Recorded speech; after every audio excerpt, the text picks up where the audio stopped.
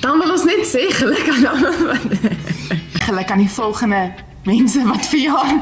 Mag die Here julle seën in die jaar wat voorlê, mag geluk aan die mense wat hierdie week verjaar. Nee. Mag die Here julle ryklik seën in die nuwe.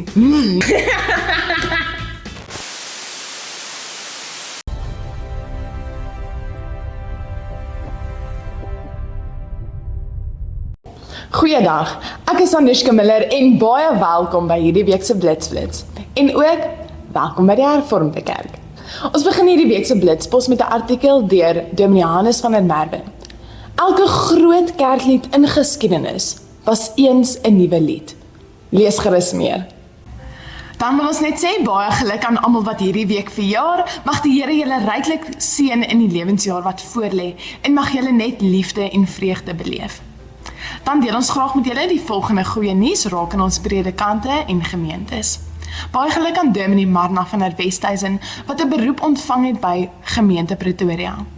Baie geluk ook aan Dominee Gerard Pietersen wat die nuwe uitvoerende hoof van die Bybelgenootskap is. Ons is saam met julle opgewonde. Ons kom dan tot op die einde van ons gemeente se fondsinsamelings en feeste. Kyk gerus na die oorblywende datums vir 'n geleentheid naby jou.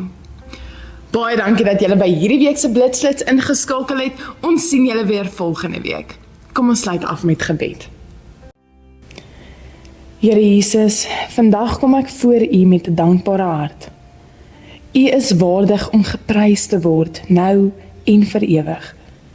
Vul my met U teenwoordigheid.